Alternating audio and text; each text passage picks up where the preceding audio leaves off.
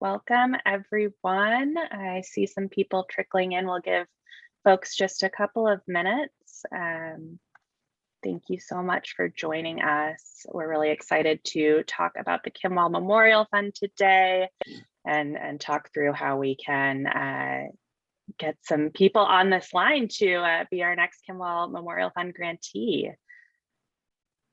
All right, I see some people coming in. So again, welcome. My name is Madison Forker. I'm the Associate Communications Manager of the International Women's Media Foundation, and we are just thrilled to have some amazing panelists on the line today to talk about the Kim Wall Memorial Fund. We have Ingrid and Joachim Wall, who are Kim Wall's parents and members of our Friends and Family Selection Committee. We also have Violeta Santos Moura, who is a freelance journalist and comes from Portugal. She's one of our 2019 Kim Wall Memorial Fund grantees. And then we have Bongani Ziziba, who is a Zimbabwean journalist currently based in South Africa, and she is one of our 2021 Kim Wall Memorial Fund grantees. Just to quickly introduce the Kim Wall Memorial Fund, the fund supports women and non-binary journalists whose work embodies the spirit of Kim's reporting. Each year, the IWMF, in collaboration with Kim's family and friends, awards 2 reporting grants of up to $5,000 to journalists covering subculture, broadly defined, and what Kim liked to call the undercurrents of rebellion. Kim wanted more women to be out in this world, brushing up against life, and the Kim Wall Memorial Fund honors her legacy. The IWMF is accepting applications to the 2022 Kim Wall Memorial Fund via Submittable until Thursday, December 16th at 11:59 p.m. Eastern Standard Time. The application link can be found on our website, and I will pop it in the chat once the conversation gets started. Just as a note, the IWMF cannot consider time-sensitive proposals. Applicants will be notified about the status of their application in February 2022, and the next class of grantees will be announced in March on Kim's birthday. With that, I will pass it over to to Ingrid and Joachim to start our conversation today and chat with our panelists. Thanks so much, everyone. Hi, everyone. Couple of words about Kim and the importance for us about her fund. We can never get Kim back, but it's very important for us that her legacy lives on.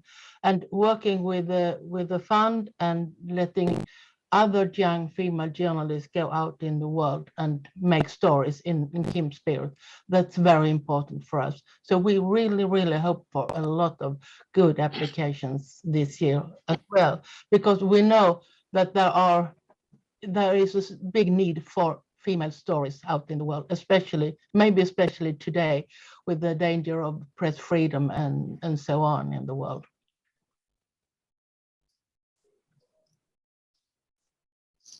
So, and if I go to Vio and Bongani, so what is your advice to future grantees? Now you have the experience of 1 or 2 years working in Kim's spirit, Kim's footsteps. Bongani, you want to go first? Okay, I'll go first. It's fine. Hi, everyone, and thank you so much for joining. My name is Bongani Siziba, a broadcast journalist, Zimbabwean born, based in Johannesburg, South Africa. Firstly, the advice that I will give to grantees who want to apply for this grant, let me talk about Africa. Usually, African journalists or freelance journalists, we don't get that opportunity to write about stories that we always want to write about, especially in depth because of funding, and sometimes we are limited to our stories to be on the mainstream media. But this is an opportunity that you can take to report on whatever story that you feel you have passion in. Take this opportunity, is the wings, fly away with it. I took the opportunity and I can safely say I'm still flying. Yeah. Amazing.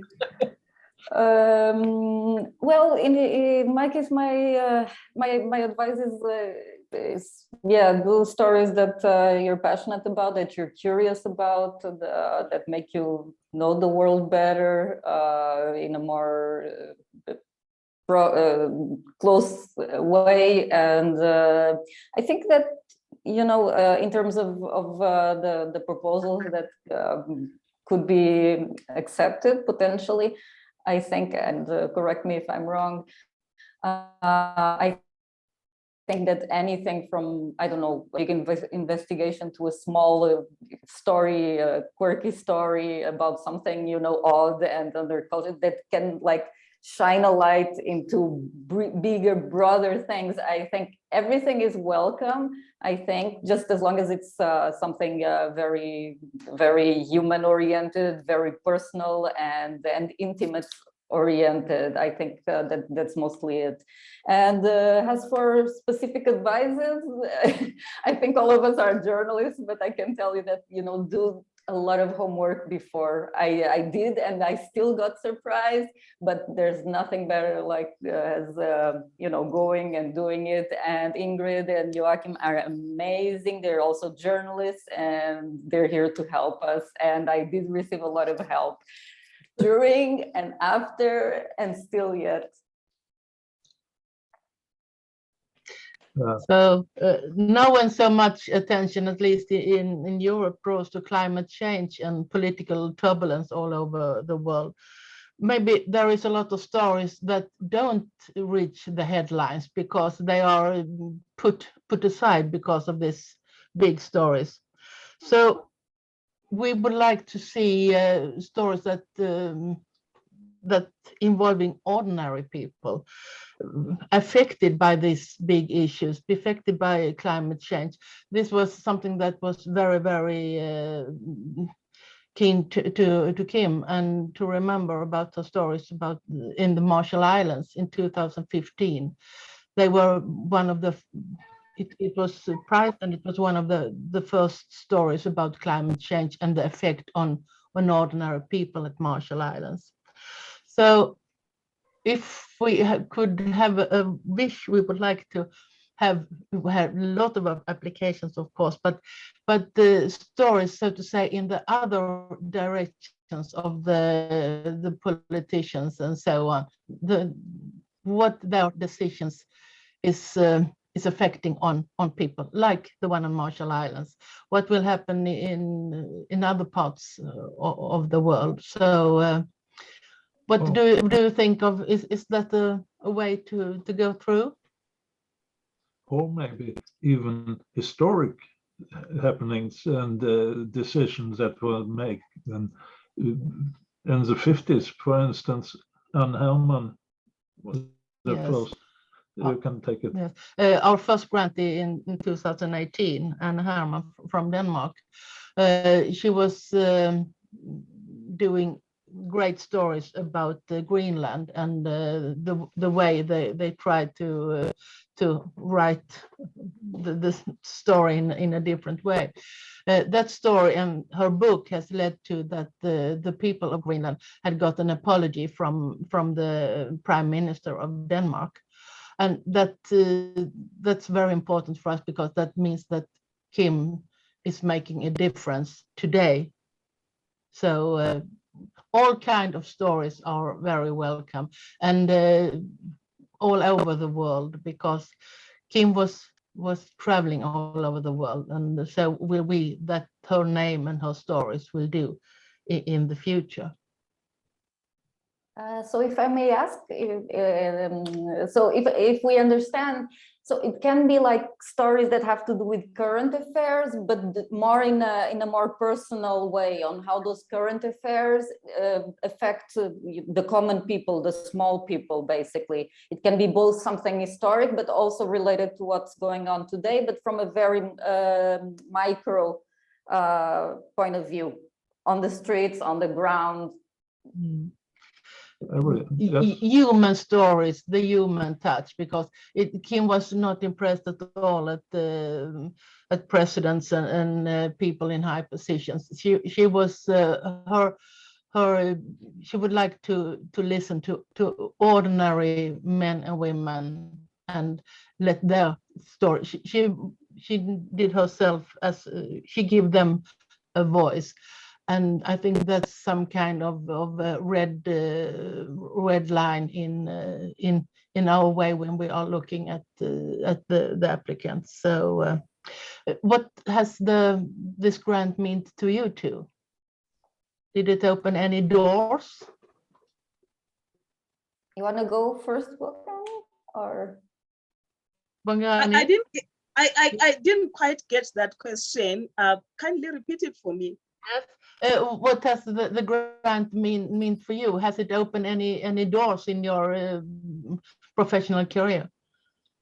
Definitely, like I said at the beginning of this, chemo grant opened doors that I never thought would open in my journalism career. I never imagined that. I was talking to Violetta before we even start this conversation that there are so many grantees that I've got because of this chemo grantee, because of the story that I've written. It has shown that I'm capable, like as a freelance journalist, like I said, it's not easy to get through. So for me to get that opportunity to write one single story in depth, it opened so many doors that I never thought would open. And it has been a great experience that I can't trade for anything. So good. Amazing. Yes. As for me, it's more or less the same. I mean, in Portugal they did interviews to me because of getting the grant. It's not every day in Portugal, because yes, we're in Europe, but we're very peripheral. Everyone thinks we're a province of Spain or so. So yeah. So it was a big deal. Everyone was very excited and proud. And then it's like Bongani said, you get a grant like this. It's a bit like a seal of approval, of competence, that you're able to carry something, go to the deep of things. Even if, in journalism, sometimes, like it happened to me, you might end up not finding what you were what you were investigating, but you take it, you do it. And so this is a bit of a seal of approval, and it's like a seal of quality almost. And I think it also helps with other grants as well, because I think that grant donors and grant programs, they're looking for people who can deliver within, I don't know, a time frame, a topic, or something like that. So that's very important, in this profession, like any others. One thing pulls the other usually. So for freelancers, because for us, we literally have to do everything. We don't have no backup, no nothing. And for you to do stories, you need investment. You need money. It's as simple as that. And if it wasn't for a grant like this, I wouldn't be able to do a story I was very, very much concerned about, to find out what was happening in regards to the story I chose. You are both reporting from a North European way, at least, is underreported parts of the world. Of course, today we hear a lot of South Africa, but otherwise Zimbabwe is very, very seldom in the news in Sweden, and so is your stories from Asia. So we think it's very important that we could lift up stories from those parts of the world that there very seldom is reported about. And we hear a lot from US, we hear a lot from other big countries, but there are so many countries that really need to. I'm sorry to say that in Sweden, I think there is a lot of people that can't name the countries in bordering South Africa. Maybe a lot of them don't even know where Zimbabwe is. I know, because I've been there, and I would like to go back, because I thought it was a beautiful country for 40 years, almost 40 years ago. So I think something has changed. I was there in 1985. So yes, how this terrible COVID, how has that affected your work? Yeah, from my side, definitely it really affected my work. I remember there was a time when I went to Dr. Esther Mahlangu's house to do the story. I couldn't see her. She's 86 years old now because of COVID-19 precautions. That time she was not allowed even to go outside. So I had to drive back, go back again about 2-3 times. I couldn't see her. But I did not give up, because for me, just a brief about this, my story. Dr. Esther Mahlangu is rather well known in the world.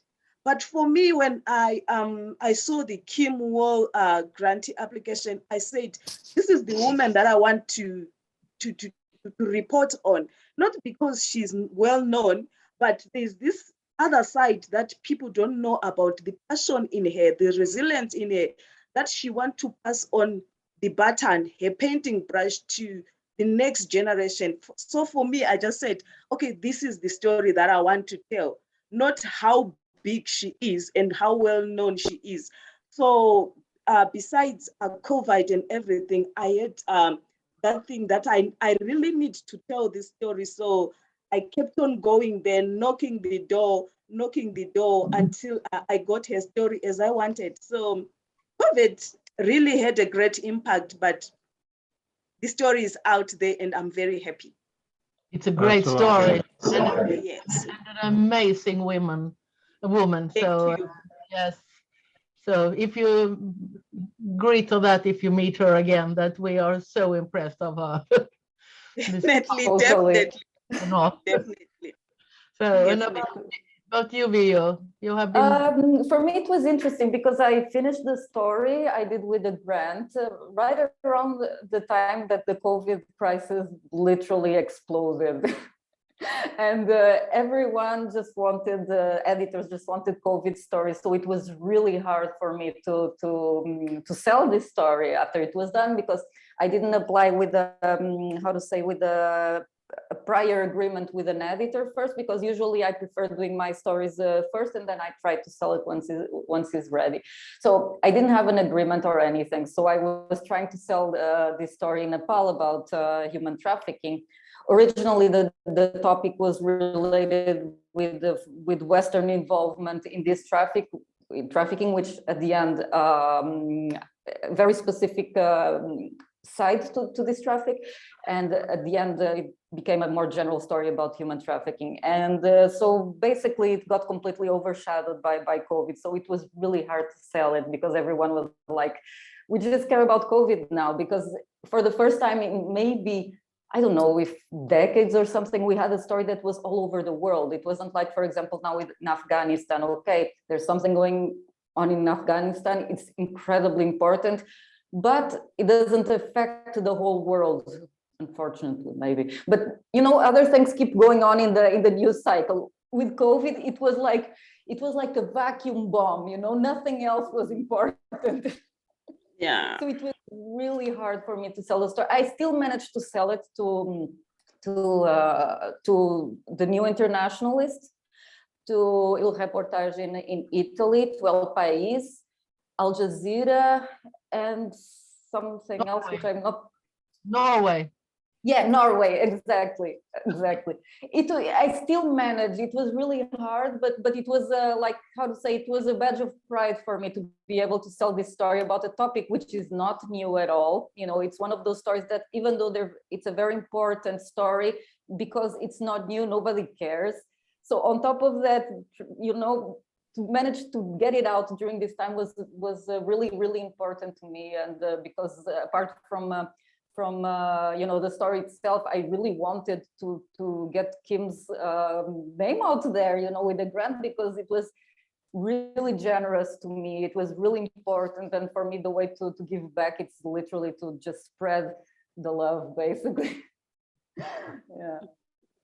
If Kim was here now, what would you like to ask her? I would rather not ask any question, but a compliment. For me, I would say to Kim, thank you so much for being that resilient journalist. who has responded to adversity in your work and shown that as women journalists, we have the ability to echo our voices out there, not just following every trend of stories that is happening there. Like you said, that she didn't like political stories. She didn't like stories that are always on the mainstream media. But her resilience showed that she's one woman, a go-getter, I can say, who can go out there and get what she wants. For me, it wouldn't be a question, but rather a thank you. And thank you for being Kim Wall's grantee. I would probably pick her brain, you know, because for what I see, she had super foresight. You know, she was already at the time like thinking about moving. No, she was going to move to China, and we know how important China, how, you know, China's role is increasingly important in the world, and you know, she had a sharp eye for, you know, understanding what was going on and what could be important. So yeah, I think in that aspect she was better than me, and and I would probably pick her brain and you know, want to do stories with her and have drinks and go crash at her parents' house. That's what I would probably do. Yeah. Okay, maybe we have any questions from in the chat. I don't know. We do. Maybe one question. Go for it. Is it okay? I would say that we are getting a couple of questions about any particular topics that the selection committee is looking for stories about this year, particularly COVID-19 or climate change, if there's a preference for stories about those topics or any other topics. I think that we not avoid, but I think we prefer stories that not are in the mainstream media. I think we have all heard so much about the COVID and the climate change and so on. So from a higher perspective, I think that the fiction on humans, yes, but with a human touch. I think we try to find stories that have been neglected, maybe because of this big things of Afghanistan, the election in the US, and so on. So I think I think the world needs other stories and human stories. So, but we don't say no to anything. Just use your imagination and the story that if you have a story and you yourself really believe in it and think this is a very strong story that I have to tell the world, then go for it. Hello? Yes, do so. Do so. It's no limit at any way. We will check it out, and we love to hear from you.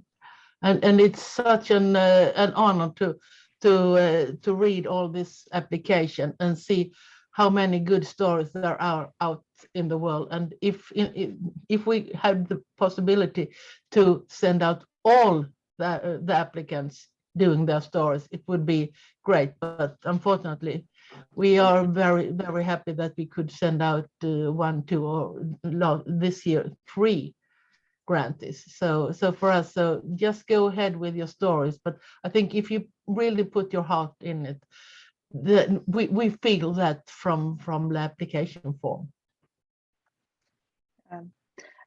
We're also getting a couple of questions again for Ingrid and Joachim and about the selection committee. Are investigative stories welcome? And if so, how much reporting must be done ahead of time to make that a successful application? We don't have everything is welcome, and we don't have any rules that so much is so.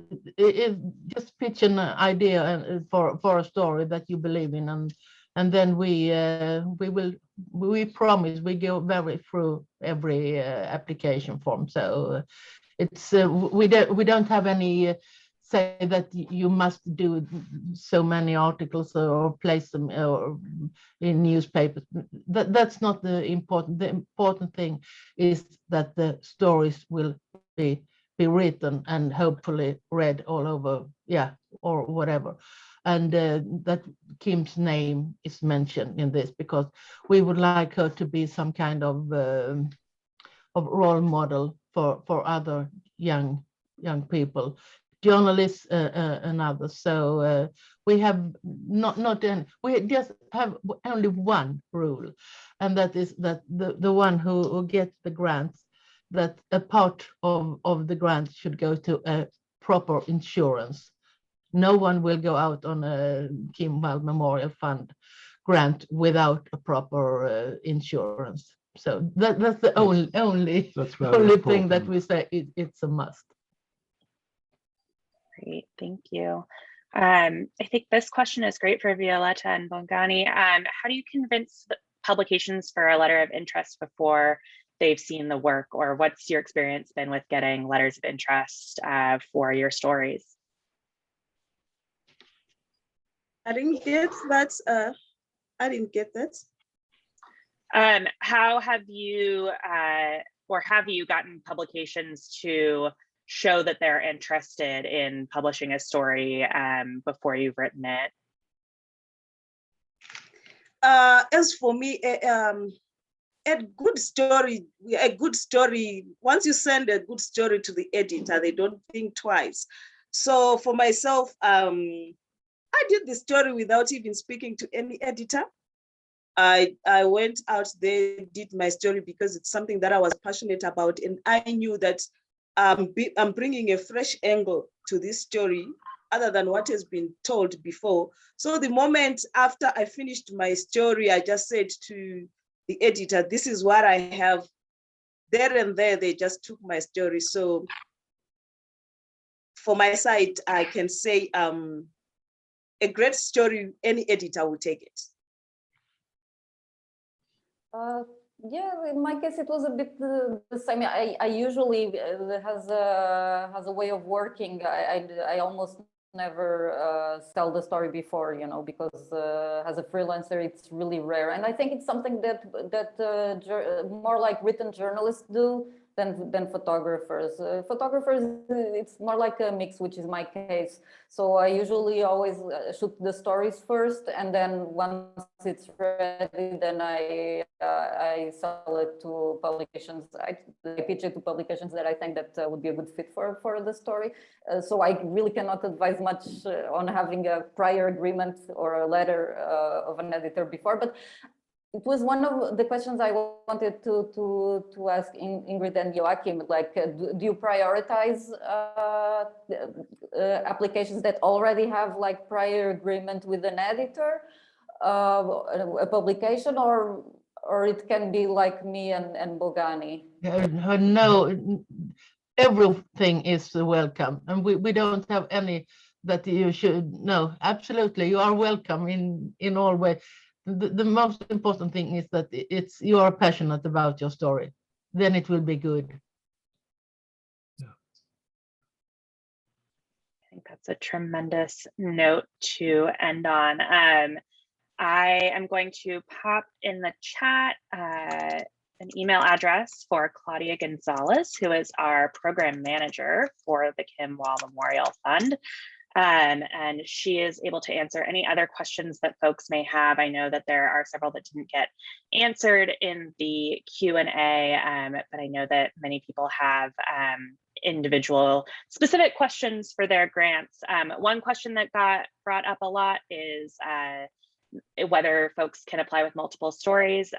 So we only accept one application per applicant.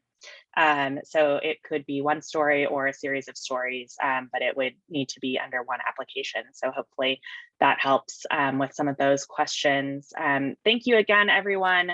The application deadline is December 16th. I will put the link one more time in the chat, and we will send a follow-up message to everyone with a recording of this event. and the link to apply. We really hope to get some great stories this year. And thank you to Ingrid and Joachim and Violetta and Bongani for joining us today. Have a great rest of your day, everyone. Thanks.